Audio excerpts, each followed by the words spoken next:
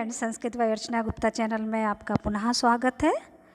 आज हम कक्षा 5 के लिए निर्धारित संस्कृत पुस्तक संस्कृत रत्नम का पाठ 4 पढ़ेंगे, जिसका शीर्षक है लिंगम वचनम च, यानी कि लिंग और वचन। चा का मतलब क्या होता है और, तो और हम पहले लगाते हैं, लेकिन संस्कृत में चा हम शब्दों के बाद लिखते हैं। ठीक है, तो लिंगम वचनम चा ये आपके पाठ का नाम है। तो बच्चों, आज हम इस पाठ को पढ़ेंगे और समझेंगे। आपके लिए ये संस्कृत विषय बिल्कुल नया है, इसलिए आप लोग बहुत अच्छे से समझिएगा। ये संस्कृत में वैसे आपने देखा होगा कि हिंदी में 2 ही जो है लिंग होते हैं और 2 ही वचन होते हैं, किंतु संस्कृत में जो है 3 लिंग और 3 वचन होते हैं। ठीक है ना, तो 1 वचन और 1 लिंग आपका इसमें बढ़ जाता है। तो वो आप इस पाठ में पढ़ेंगे और याद भी रखेंगे कि वो कौन सा लिंग है। हम तो बता ही देंगे अभी आपको पाठ पढ़ाते पढ़ाते, है ना। तो सबसे पहले हम पढ़ते हैं, जैसा कि आप जानते हो ना कि हिंदी में 2 लिंग होते हैं, एक स्त्रीलिंग और एक पुल्लिंग, लेकिन संस्कृत में हमारे 3 लिंग हो जाते हैं, एक नपुंसकलिंग भी बढ़ जाता है। तो सबसे पहले हम ये जानेंगे कि लिंग होता क्या है ना। तो सबसे पहले लिंग यानी जेंडर, है ना, मेल फीमेल आप इंग्लिश में पढ़ते हो। अब ये इसमें क्या है कि लिंग जो है पुल्लिंग और स्त्रीलिंग, मस्कुलिन और फेमिनाइन ये होता है, और एक और आ जाता है न्यूटर। ठीक है ना, तो ये हो जाता है नपुंसकलिंग। ठीक है, नपुंसकलिंग जो होता है ये आपका संस्कृत में बढ़ जाता है। तो सबसे पहले हम लिंग की परिभाषा जानेंगे कि लिंग किसे कहते हैं। तो ये देखिए आपकी पेज नंबर 12, आपकी पुस्तक जो है संस्कृत रत्नम, उसमें पेज नंबर 12 है, उसको ओपन करिएगा और देखिएगा, पढ़िएगा कि जिस चिन्ह से किसी संज्ञा या सर्वनाम शब्द के पुरुष या स्त्री जाति के होने का ज्ञान होता है, उसे हम लिंग कहते हैं।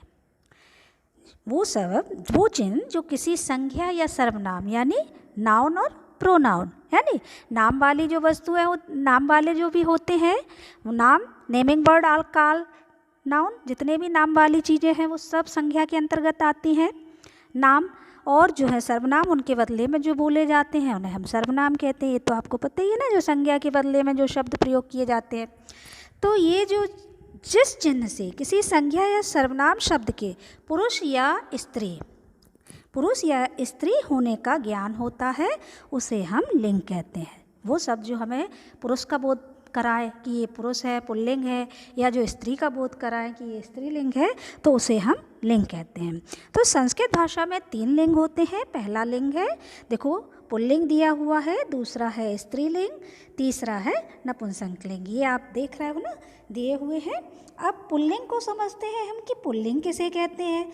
तो पुल्लिंग की सीधी हिंदी में भी आपने इसकी डेफिनेशन पढ़ी होगी कि जिससे पुरुष जाति का बोध होता है। जिन शब्दों से हमें पुरुष जाति का बोध कराते हैं उन्हें हम पुल्लिंग कहते हैं। जैसे बालक है, अध्यापक है, ये हिंदी में हम कह रहे हैं, लेकिन संस्कृत में जब पुल्लिंग हम लिखते हैं एक वचन का, तो कैसे लिखते हैं, बालक की जगह क्या हो जाता है, बालकः, विसर्ग लग जाता है।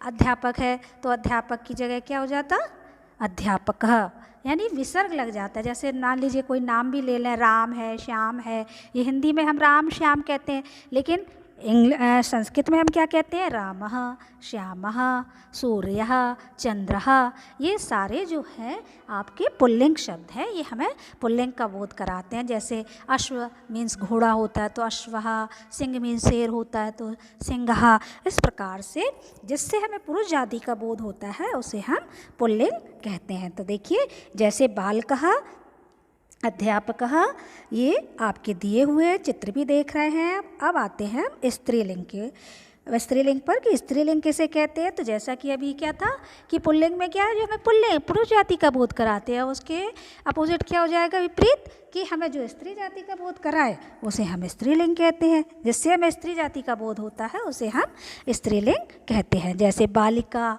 छात्रा, अध्यापिका आदि। यदि इनके कोई नाम भी होते हैं जैसे सीता, तो हमें इसमें कुछ चेंज नहीं करना, गीता कुछ चेंज नहीं करना, राधा कुछ चेंज नहीं करना, ये एक वचन में ज्यों के त्यों रहते हैं। मोस्टली स्त्री जाति के शब्दों में या तो बड़ा का डंडा रहता है या बड़ी की मात्रा रहती है। ये आपको ये ध्यान करना है पहचानने के लिए कि या तो उसमें क्या रहता है, बड़ा का डंडा या बड़ी की मात्रा, मोस्टली यही होता है। तो और एक वचन में हम कभी भी इसमें कुछ नहीं लगाते, जैसा होता है वैसा ही लिख दिया जाता है। जैसे सीता में है तो सीता का स्त्रीलिंग शब्द हिंदी में भी सीता ही रहता है, संस्कृत में भी रहेगा। गीता है, श्यामा है, कुछ भी है, लेखनी है, तो ये ज्यों के त्यों ही रहते हैं एक वचन में, इनको नहीं कुछ भी चेंज नहीं होता है। तो देखिए चित्र भी दिए हुए हैं, जैसे बालिका, छात्रा, अध्यापिका। अब आते हैं नपुंसकलिंग की ओर। तो नपुंसकलिंग में क्या होता है, न्यूट्रल जैसे कहते हैं, जो हमें ना ही पुरुष व स्त्री जाति दोनों में से किसी का भी बोध ना हो, ना अलग है वो न्यूट्रल, यानी ना पुरुष जाति का बोध कराए ना ही स्त्री जाति का बोध कराए, उसे हम नपुंसकलिंग के अंतर्गत रखते हैं। जैसे फलम, पुष्पम, गिरहम आदि, तो इसमें म ये लग जाता है, ठीक है, एक वचन में। तो फलम मीन्स फल है, पुष्पम मीन्स फूल है, गृहम मीन्स घर है।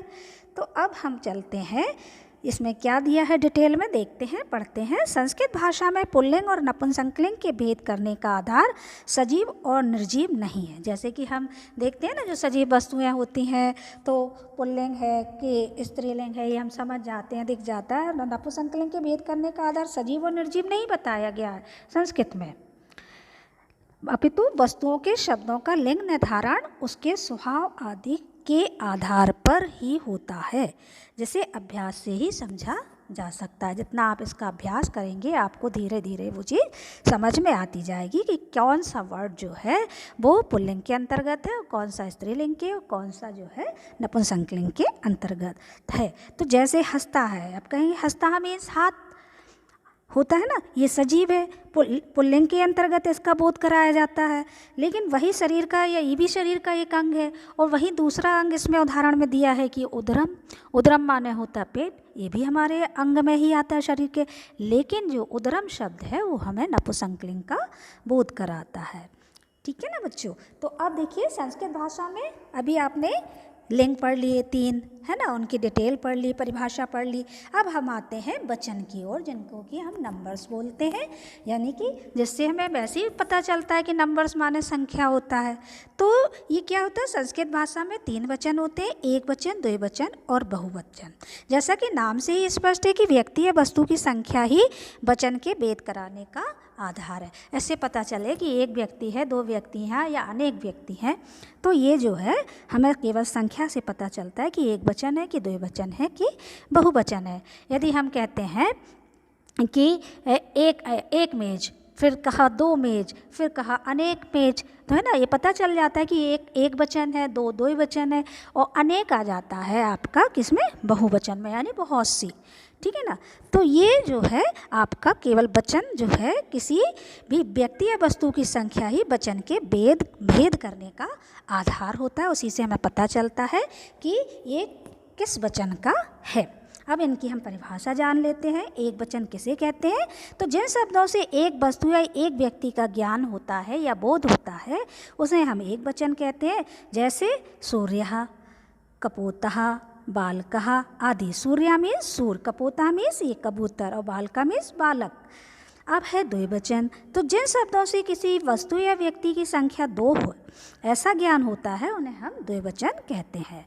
अब हिंदी में तो द्विवचन होता नहीं है, केवल एक वचन और बहुवचन ही होता है, लेकिन संस्कृत में द्विवचन भी होता है, और जो हमें 2 की संख्या का बोध कराता है, 2 चीज़ों का, 2 वस्तुओं का, 2 लोगों का, किसी का भी 2 का बोध कराता है, उसे हम द्विवचन कहते हैं। जैसे गजौ, तो जब संस्कृत में हम एक को लिखते, गजह लिखते तो एक होता। जैसे अभी हम बताते हैं, जैसे ये देखिए, ये देखो गजह लिखते, कैसे लिखते हम ये गजह, ये ग और जा और विसर्ग लगा देते तो ये हो जाता एक वचन। ठीक है ना। और जब हम द्विवचन लिखते हैं तो क्या करते हैं, औ की मात्रा लग जाती है। गज लिखा, ये और औ की मात्रा लगा दी तो ये हो गया गजौ। तो गजौ शब्द हमें दो, तो ये देखो दो हाथी देख रहे हो ना आप, तो दो हाथी, गजौ माने दो हाथी। इसी प्रकार से बालकहा होता तो एक बालक बना होता, एक वचन में आता, और जब दो हैं तो बालकौ हो गया। इसी प्रकार से शुकौ, शुकौ माने होता है दो तोते, है ना। तो ये देखो आपका दो का बोध करा रहे हैं, इसलिए ये द्विवचन के अंतर्गत आया है। अब आता है बहुवचन। बहुवचन किसे कहते हैं? तो जिन शब्दों से किसी व्यक्ति या वस्तु की संख्या 3 या 3 से अधिक है, ऐसा बोध हो, ऐसा ज्ञान हो, उन्हें हम बहुवचन कहते हैं। तो इसमें मोस्टली देखना आप, बहुवचन बनाने में हम क्या करते हैं, जब पुल्लिंग शब्दों का बहुवचन बनाते हैं तो बड़ा आ का डंडा और विसर्ग लग जाता है, ठीक है। अब पुल्लिंग ही शब्दों का यदि द्विवचन बनाते हैं तो औ की मात्रा लग जाती है, और पुल्लिंग शब्दों का यदि बहुवचन बनाते हैं तो बड़ा आ का डंडा और विसर्ग लगा देते हैं, तो बहुवचन बन जाता है शब्द में। जैसे देखिए उदाहरण दिया है अश्वा, ये देखो 3 घोड़े बने हैं। अब हमें एक का कैसे ज्ञान कराता, तो ये एक होता ये अश्वः, ये होता एक घोड़ा, और ये लिखते हम अश्वौ, तो ये देखो औ की मात्रा लगा दी तो ये हो जाते 2 घोड़े। अब इसमें हमने क्या करना है, बहुवचन बनाने के लिए अश्वा में आ का डंडा और ये देखो विसर्ग लगा दिया तो ये बहुवचन बन गया। तो मोस्टली अधिकतर पुल्लिंग शब्दों में जब हम बहुवचन बनाते हैं तो बड़ा आ का डंडा और विसर्ग लग जाता है, ये हमेशा ध्यान रखिएगा। चलिए, तो ये हो गए अश्वा माने घोड़े, यानी 3 घोड़े, या 3 से हम अधिक भी बोल सकते हैं, ज़्यादा भी हो सकते हैं। रक्षका, रक्षक करने वाले होते हैं। देखिए बान रहा, सब में देखिए बड़ा का डंडा और विसर्ग जो है लगा हुआ दिख रहा है आपको, बड़ा का डंडा विसर्ग। तो ये आपको ध्यान देने योग्य बातें हैं, आपको ध्यान रखना है कि ये क्या है, ठीक है। अब आगे हम पढ़ते हैं, ये क्या दिया हुआ है, नीचे दी गई सूची को ध्यान से देखो, समझो और याद करो। ये आपका जो पाठ है ये समझने के लिए आप जल्दी ये पाठ पढ़ लेंगे और ध्यान देंगे एक एक चीज़ पर, तो आपको पता चल जाएगा कि एक वचन में क्या अंतर, द्विवचन में क्या पहचान और बहुवचन की क्या पहचान है। तो देखते हैं, ये पुल्लिंग शब्दों का दिया है, एक वचन, द्विवचन और बहुवचन। देखो छात्रा, देखो ये विसर्ग लगा हुआ है और इसमें बड़ा का औ की मात्रा लग गई द्विवचन में, और इसमें जो है बहुवचन में बड़ा का डंडा और विसर्ग लग गया। तो एक छात्र, 2 छात्र, अनेक छात्र, ये ठीक है। इस प्रकार से, इसी प्रकार से ये देखिए भक्तः दिया है, भक्तः, भक्तौ, भक्तः, एक भक्त, 2 भक्त, अनेक भक्त या 3 भक्त, कुछ भी बोल सकते हैं। आसंदः, आसंदः मीन्स होती है कुर्सी, आसंदा, आसंदौ, आसंदा, सबकी पहचान देखिएगा, आप ध्यान से देखिएगा, जो हम बता रहे हैं वही इसकी पहचान है। पहले पुल्लिंग का एक वचन बनाने के लिए हमें विसर्ग लगाना होता है शब्द में, द्विवचन बनाने के लिए शब्द में औ की मात्रा लगानी होती है, और बहुवचन बनाने के लिए बड़ा का डंडा और विसर्ग लगाना होता है शब्द में। तो ये हमेशा आपको ध्यान देना है। हस्ता, एक हाथ, हस्तौ, 2 हाथ, और हस्ता यानी 3 हाथ। अब ये देखिए बान रहा, एक बंदर, बान रहो, 2 बंदर, बान रहा, अनेक बंदर या 3 बंदर, ठीक है। अब देखते हैं, ये मयूरहा, मयूरौ, मयूरहा, एक मयूर यानी 1 मोर, 2 मोर, 3 मोर। सैनिकहा, अब ये देखिए एक सातौते, अभी पिछले बार मैंने आपको बताया था ना कि सातौते पुरुष जब आपने पढ़ा था, तो वही एक वचन के साथ एक वचन का ही आपका कर्ता लगेगा, जो आपके सर्वनाम शब्दों से चलते हैं। सहा माने बहे, तौ माने वे दोनों, और ते माने वे सब। तो सैनिक है तो वह सैनिक, वे दोनों सैनिक, वे सब सैनिक, ठीक है। ये ध्यान रखना, ये पुल्लिंग का है सातौते। अब इसी प्रकार से स्त्रीलिंग में भी उस दिन बताया था ना कि सा में बड़ा का डंडा लग जाता है तो सा हो जाता है। इस प्रकार से आपको ये ध्यान देना है।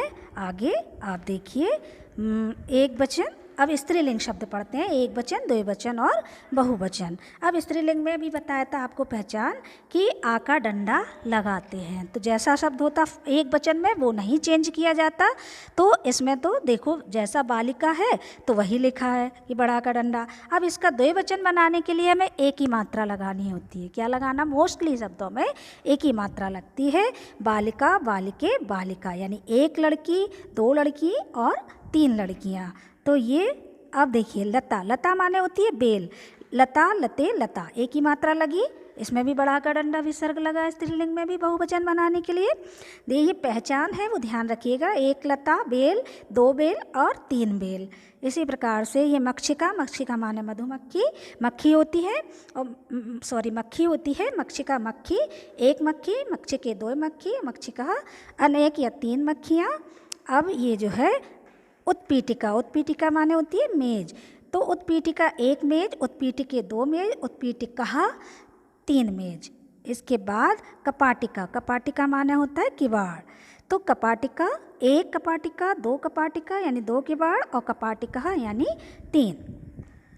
अब अगला लेखनी, लेखनी देखो ये स्त्रीलिंग शब्द का सा दिया हुआ है, ये आप देखिए सा ते तहा, इसमें वह लेखनी, वे 2 लेखनी और वे सब लेखनी, तो लेखनी, लेखन्यो और लेखन्यः, इस प्रकार से ये आपके स्त्रीलिंग शब्द थे। अब हम पढ़ते हैं नपुंसकलिंग शब्दों को। तो ये देखते हैं नपुंसकलिंग का एक वचन, द्विवचन, बहुवचन। तो ये देखिए फलम, फलम फले फलानी, फलम फले फलानी, 1 फल, 2 फल, अनेक फल या बहुत से फल। गृहम गृहे गृहाणी, ठीक है, ग्रहम देखो ग्रहम, गृहे और गृहाणी, तो ये 1 घर, 2 घर, 3 घर। मंदिरम मंदिरे मंदिराणी, इसी प्रकार से 1 मंदिर, 2 मंदिर, 3 मंदिर। इसके बाद पुष्पम पुष्पे पुष्पाणी, ये क्या है पुष्पम पुष्पे पुष्पाणी, तो 1 फूल, 2 फूल और अनेक फूल। अब देखिए पुस्तकम पुस्तके पुस्तकानी, 1 पुस्तक, 2 पुस्तक, 3 पुस्तक। वस्त्रम वस्त्रे वस्त्राणी, 1 वस्त्र, 1 कपड़ा, 2 कपड़ा और 3 कपड़ा। इसके बाद काष्ठम 1 लकड़ी, काष्ठे 2 लकड़ी, काष्ठानी 3 लकड़ियाँ। व्यंजनम यानी पंखा, 1 पंखा, व्यंजने मीन्स 2 पंखे, व्यंजनानी में 3 पंखे। अब वातायनम मीन्स खिड़की, तो वातायनम 1 खिड़की, वातायने 2 खिड़की, वातायनानी में 3 खिड़की। कमलम, अब इसमें देखो ये जो है आपके तत् माने नपुंसकलिंग के लिए वह होता है तत् ते तानी, नपुंसकलिंग में इसका रूप ऐसे लगते हैं इन शब्दों के साथ। वह की संस्कृत नपुंसकलिंग में तत् होती है, फिर द्विवचन में ते और बहुवचन में तानी होती है, तो तत् ते तानी। इस प्रकार से ये आपके नपुंसकलिंग शब्द है। तो इसमें दिया है कमलम कमले कमलानी, तो कमलम के साथ देखो तत् लगा है, कमले के साथ ते लगा है और कमलानी के साथ जो है तानी लगा हुआ है। अब आप देख लीजिए।